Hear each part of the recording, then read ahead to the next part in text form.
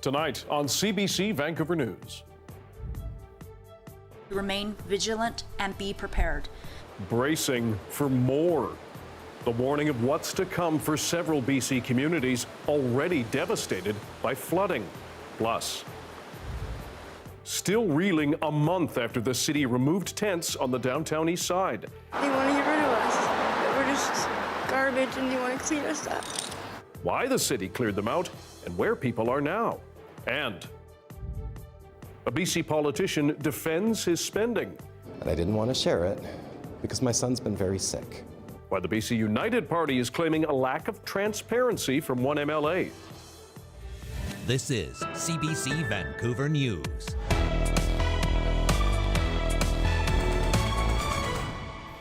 Good evening, I'm Dan Burritt. Thanks for joining us. Anita is away tonight.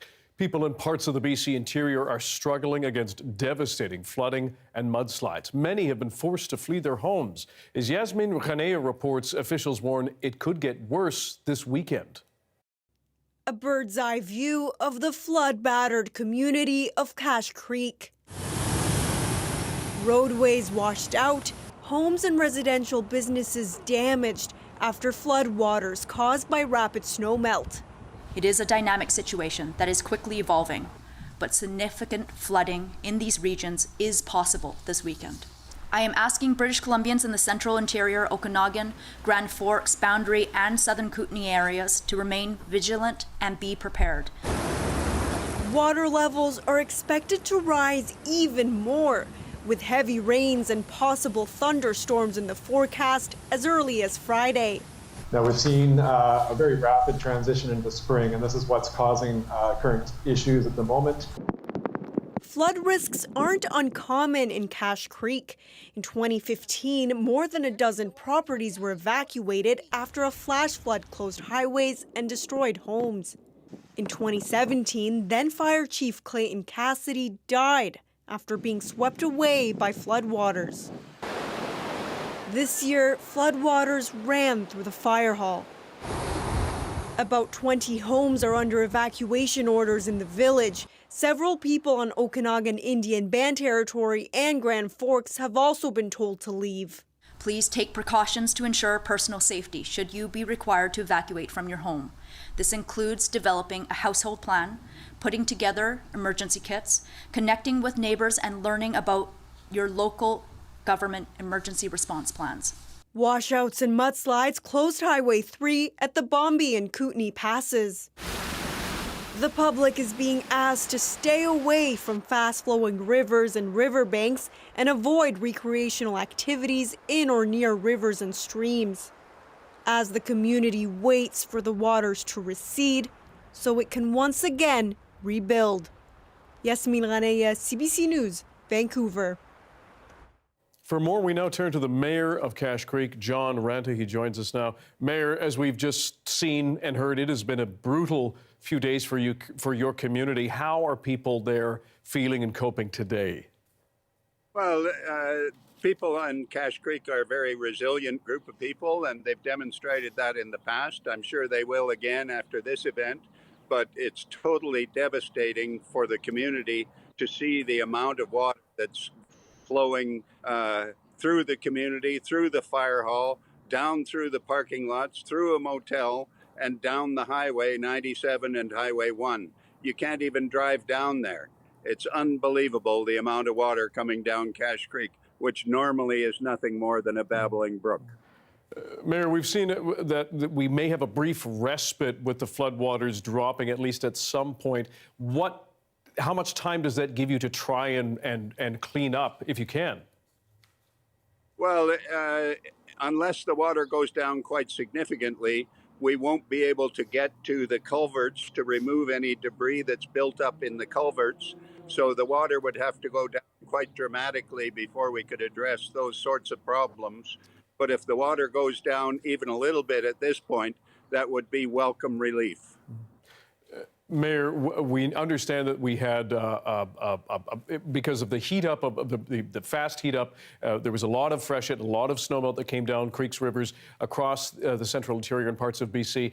That being said, is there anything that you think you and other local leaders could have done ahead of time to help offset some of this damage? Well, we did everything we could at the time based on past flooding events, and we had baskets set up to channel the water from Cache Creek across Quartz Road and back into its channel, but that was overwhelmed after a day or two of heavy water coming down Cache Creek. Like it's beyond belief the amount of water that's coming down Cache Creek. Now, other mayors in the interior have argued they simply don't have the money, the resources to handle these disasters and the mitigation, if there is to be done, work on that to be done. What has the province told you, if anything, about help from it? Well, I've had a phone call from Minister Ma, as well as the Minister of Transportation and Infrastructure, and they're offering help where they can, and it remains to be seen what commitment they can make as far as financially sort of reconfiguring the route of Cache Creek through the community so that we don't get the amount of water that's coming down anymore. Like it needs, we need a bridge over Quartz Road. We need the river channeled. Even the culvert underneath the Highway 97 overflowed and continues to overflow, and that causes water to go downtown and through business. Mayor John Ranta, you have a very large job ahead of you. We appreciate your time with us tonight. All the best. Well, thank you very much. I appreciate your attention to this issue. Meteorologist Johanna Wagstaffe joins us now with the forecast. Joe, let's start in Cache Creek in the central interior and other places. What is next? Yeah, Dan, we have a special weather statement in place for parts of the interior for this potential for heavy rain over the next couple of days. It has really been a worst case scenario with seasonal to above seasonal snowpack, such a cool spring that meant virtually no melt, and then all of a sudden freezing levels up around 3,000 meters. It just initiated everything all at once. Let me show you the special weather statement in place. It doesn't encompass all of southern BC, but you can see some lightning strikes on the map right now. We are seeing a few isolated pockets of storms this evening. This special weather statement really for the southern and central Okanagan, I should say, through to the West Kootenays. That's where we're worried about heavy downpours associated with thunderstorms tomorrow, showers through Saturday, and then continued showers on Sunday. This is the system, this low pressure system that will also bring rain to the south coast. We're watching for that rain to move in overnight. It's a washout of a Friday with localized flooding possible even here in Metro Vancouver.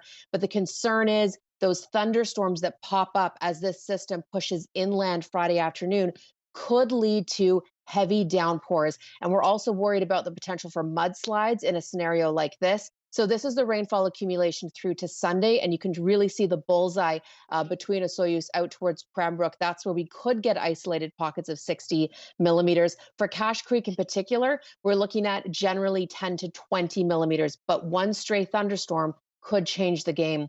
Those flood warnings have been upgraded, not just for the South Thompson, but down through parts of the central Okanagan, and that flood watch really in place with those high freezing levels. Which will drop over the next couple of days. It's nice that we will see a bit of drop in temperatures with this low pressure system. It's such a double-edged sword, though, because even though thunderstorms will ease, or freezing levels, Dan, I should say, will ease, we're still talking that rain in the forecast for everyone. All right. Joe, thanks very much. You're welcome. To other news now, a close friend of a 13-year-old girl found dead in Burnaby's Central Park 6 years ago testified today at the trial of the man accused of murdering her. The two friends were in summer school at the time of her death. As John Hernandez reports, the witness says they saw each other just hours before the victim died. And a warning for you, some viewers may find details in this story disturbing. The 19-year-old witness entered the courtroom with an interpreter before sitting behind a large white sheet that shielded her from the view of Ibrahim Ali, the man accused of killing her close friend. Ali could see her via computer monitor. She testified in Mandarin. The witness told the court she knew the victim for about 11 months. The pair went to Moscroft Secondary School together in Burnaby, and they were in a summer school program together in the summer of 2017. She described the victim as a teenager who loved watching cartoons and playing games.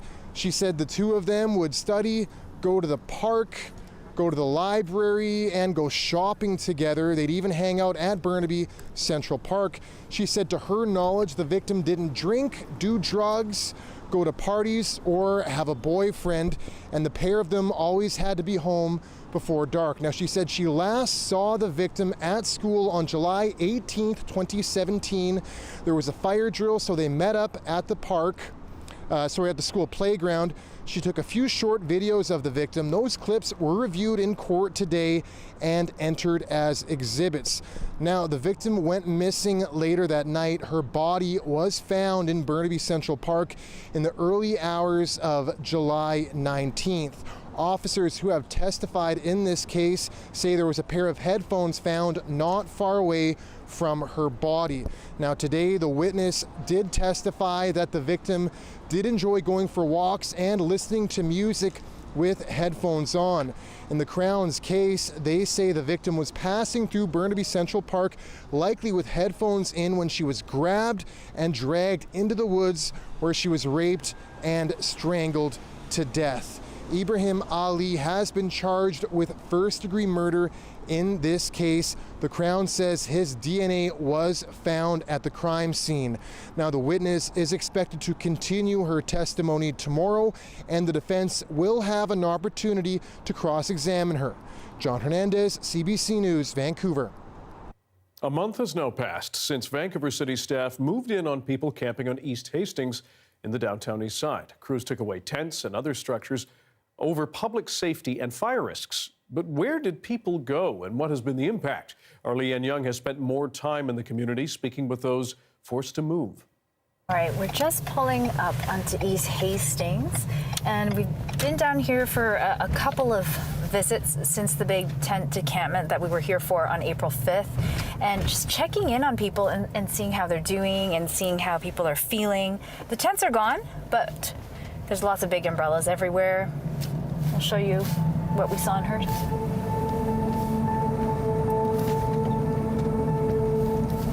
You remember you told me at the time you thought that first night you were probably going to go into the alley. Yeah. Where did you end up staying? I went into the alley that night, and then I moved back to where I was. Moved back and forth a few days, and then they came down and took a whole bunch of my stuff. What about like shelters? They're even worse. Just, you never know where your stuff is, and I'll ask these guys, what do you guys think about shelters? You stay in them? No, because you get robbed as soon as you go there. Do the streets feel different since the tents have been gone? Oh, it's more dog eat dog. Like, everybody's getting ripped off and stolen from, and you fall asleep and somebody rips off all your stuff. And so they're getting kind of nasty with each other. Police came out with some stats, and they said there's been less crime in the last couple of weeks that they've seen. Less crime that's been reported. Like, there's a lot more that goes on, but that doesn't get reported. Have you had anything happen to you so far? Yeah, I had everything I owned that I had with me robbed off me 2 nights ago. I fell asleep out in front of the 44. Everything woke up with nothing. They even dug out my pockets.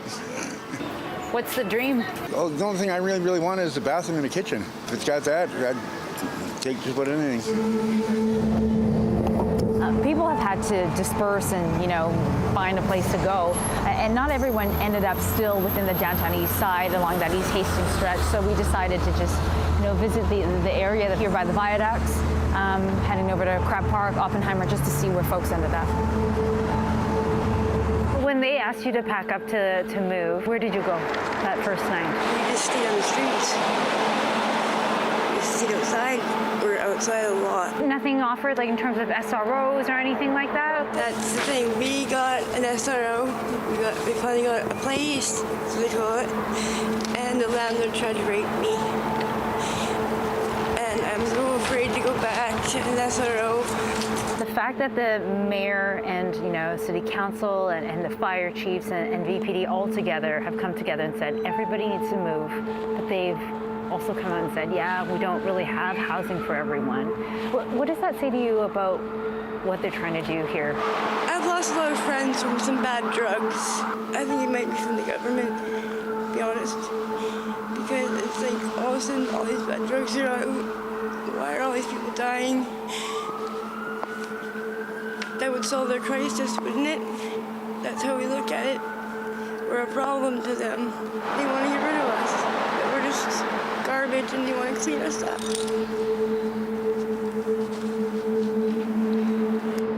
What really struck me about that conversation was when she talked about the poison drug crisis and what her theory was that it could be potentially the government that was responsible for it.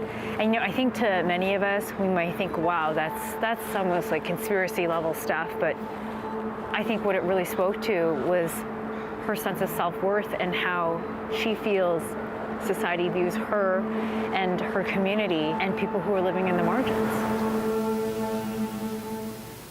That's Leanne Young on the downtown east side.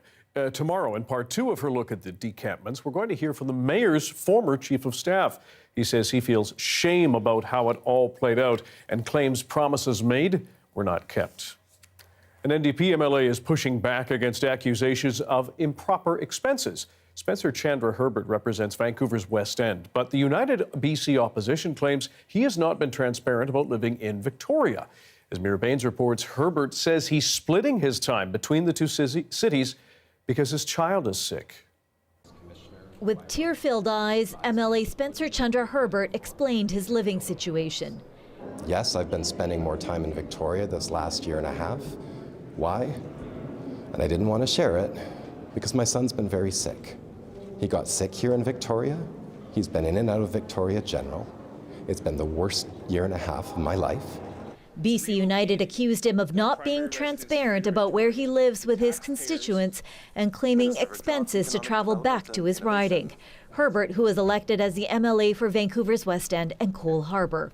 I wouldn't run here because I live in Vancouver. I live with my parents-in-law in Vancouver.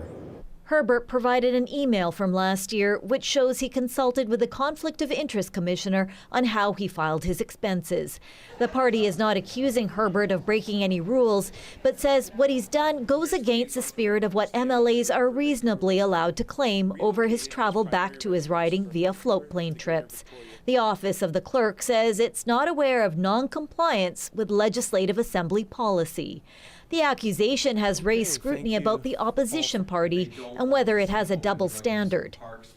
Most residents in the West End probably have no idea that he hasn't lived there for 3 years. BC United leader Kevin Falcon also doesn't live in his riding of Vancouver-Quilchena and doesn't know his own expenses. I don't live in my riding. I can't afford to, frankly. He tried to explain how Herbert's situation is different than how it was for Christy Clark. The former premier didn't live in the Kelowna riding where she was elected. A very different situation in that she made it very clear. The residents of Kelowna knew full well that she wasn't going to be relocating her residence there. Last year, Falcon expensed $29,642 for travel. Herbert, almost $24,500. Mira Baines, CBC News, Victoria. BC's Attorney General says she has now contacted social media companies and adult websites to tell them to start following the province's new law aimed at stopping people from posting intimate images of others online without their permission. Nikki Sharma sent a letter to Meta, Twitter, Pornhub, and OnlyFans, advising them that a judge or tribunal can now order them or any website to stop distribution and remove an intimate image from its platform. Sharma expects to meet with the companies to discuss the legislation and how the sites will create ways to comply. I expect these technology companies to join me in condemning these terrible acts, and I expect them to share our goal of protecting people over profits.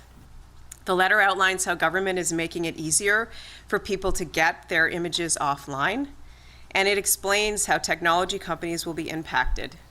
The Intimate Images Act passed at the end of March. The law will cover things like intimate images, videos, and live streams, and simplify the process to get images taken down. It will also give victims a way to claim compensation from people who share their photos without consent. Sextortion is among many serious scams that have surfaced as new online technologies emerge. The CBC's Sarb Sandhu spoke with experts to understand how it works and why scammers are targeting teenage boys. From identity theft to phishing attacks, the list of online crime runs long. And now there is a new threat: sextortion. Sextortion is essentially digital blackmail, so that looks like somebody using your inappropriate content, whether it's photos or videos, and using it as leverage to get more from you, whether that's more inappropriate photos and videos or money. The sudden rise of these sextortion cases is prompting warnings. New Westminster police say sextortion cases have doubled within just a year. Alarmingly, the number of sextortion reports that are coming in are addressing males. So we see typically most of the time with different RCMP detachments, it's around 90% of the cases of sextortion being males, specifically young males, from teens all the way up to early 20s. At middle school, that's an age where a lot of young people are beginning to experience a lot more types of online interactions. They're probably engaging with a little more mature content. Maybe they're starting to develop their own intimate romantic relationships. Young people at middle school and even high school may not have developed the social skills necessary to best navigate those situations. Males become a very vulnerable population, specifically because we don't normalize male victimization and male extortion, essentially, and sextortion and sexual exploitation. So we have young boys who believe that they are completely immune to any kind of sexual predation. Their guards are down when they're online. According to the Canadian Centre for Child Protection, 70% of sextortion incidents happen on Instagram and Snapchat. But even gaming platforms are not safe. There are some telltale signs that things aren't right. If you're talking to somebody online, a friend or a follower, and that person within a short time frame, within a 48-hour period, they start to ask you inappropriate questions, ask you about your dating history, love bomb you, shower you with compliments, and then ask you to switch platforms. So if you're talking on Discord, for example, they ask to switch to WhatsApp or switch to Snapchat. That's the key element that you want to look for. Scammers, hackers, they will say anything to make you believe that they're trustworthy, that they're someone who they're not, that they're another teen, that they really like you. I mean, they're expert liars and they will say anything. Oftentimes, victims are hesitant to get help over fear of shame and judgment. Definitely reach out to your local police, who have extra privileges, extra resources to make sure images like that don't get leaked, don't get spread. We now also have new legislation where it doesn't need to be a criminal case. It can also be a civil case against the sextorter, which also helps individuals see more of a result after they've been sextorted. For those caught in a sextortion trap, deleting the pictures or blocking the imposter might not be the best option, and there is a reason for that. If you block somebody, you might lose access to the conversations you're having with them, and those conversation logs are important. Don't delete that content, because we have organizations such as CyberTip, the Canadian Centre for Child Protection's program, where we have web crawlers that can try and see if they can find where that content has been shared online. Experts say parents need to pay close attention to their child's behavior to catch any signs of distress. Look for changes in behaviors, like sudden changes. Often you'll see distancing from the family, behavioral challenges popping up. So you want to be on the lookout for those indicators. Don't assume that your children are not on these platforms, even if you have parental controls. The key for parents is to have open communication with their kids about online experiences, so youth feel confident opening up without fear of being judged or shamed. Sarb Sandhu, CBC News, Vancouver. Less than a day after he opened, Vancouver police have arrested a man for alleged drug trafficking in connection to a dispensary that rolled out yesterday on the downtown east side. Police launched an investigation after a man started selling cocaine, crack, meth, and heroin out of a mobile trailer parked near Main and Cordova. The 51-year-old has been released from jail ahead of a court appearance. He's now barred from returning to the downtown east side. CBC News spoke with the operator yesterday. He says he began openly selling hard drugs to try to challenge Canada's decriminalization rules and provide a safer supply.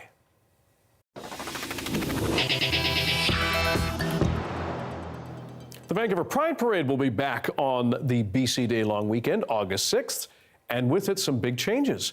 Organizers say for the first time, they are changing the parade route. No more jamming up streets in the West End. The parade will now start at Davie and Denman, still in the West End, but then march down Beach Avenue and Pacific Street. Finally, it will end at the new festival site at Concord Community Park on False Creek. Part of this decision is to increase accessibility and expand our footprint in the lead up to Canada Pride 2024.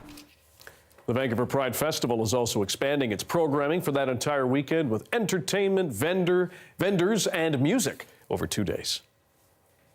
Fans of Star Wars are celebrating more than 4 decades of the film today. May 4th, which plays on the popular Jedi quote, has become known as Star Wars Day. To mark the occasion, CBC News spoke with industrial light and magic visual producer Siobhan Condon. She gave us a behind-the-scenes look on what it was like to work on the TV show Andor.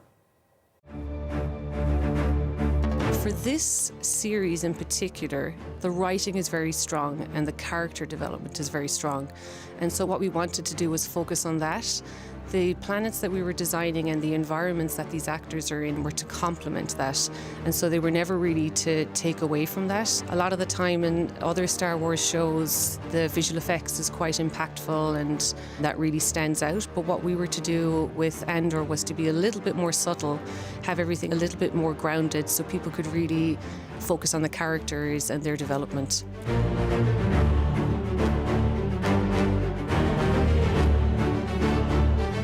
I wasn't always a fan, but I can definitely call myself a fan after working on Andor. I loved it. It's a beautiful series. I am biased. I worked in it, and so it is my favorite series, but I would call myself a fan now, yes. We are staring at some rain tomorrow, so it is a good time to plan indoor activities for the weekend. Lisa Christensen is here now to set your social calendar with this week's edition of Getting Out. Hi, I'm Lisa Christensen. It's almost summer, and how do we know that? Because the festivals have begun. And right now we're at the Tinjen Temple. We're going to find out about TJ Fest. Now, you've got a lot of events planned, but I think a lot of the reason people want to come is the food. This year we've got so many different options, including Taiwanese pork belly burger. We've also got vegetarian options, so everybody can enjoy together. And backed by very popular demand, we got our Taiwanese bento boxes that's coming in too. And we are preparing enough food, hopefully, for the both days, with accommodating a lot more people. So come early and come hungry? Absolutely. You definitely want to come early and come hungry, just so that we don't run out of food. But we have all of that taken care of. You're ready this year? Yes, we are. Okay, good. Starting May 4th until May the 14th, it's Western Canada's largest documentary film festival, DOXA. Get out there and see some good documentaries. This Saturday, the Tri-City Wordsmiths host their first ever Readers and Writers Festival. It's all taking place at the Port Coquitlam Community Centre. And speaking of words, this weekend is the Mount Pleasant Poetry Walkabout. It all gets underway at the Brewery Creek Community Gardens, and it's all part of Jane Jacobs' Jane Walk that takes place this weekend. And that's it for this week's Getting Out. I'm Lisa Christensen. Don't forget to get out. Lots of words, lots of food, lots of fun. Thank you for joining us tonight on CBC Vancouver News at 6. You can always find our newscasts online at cbc.ca/BC. And I will be back with your late local news right after the National, scheduled for 11. We'll see what playoff hockey does. See you then.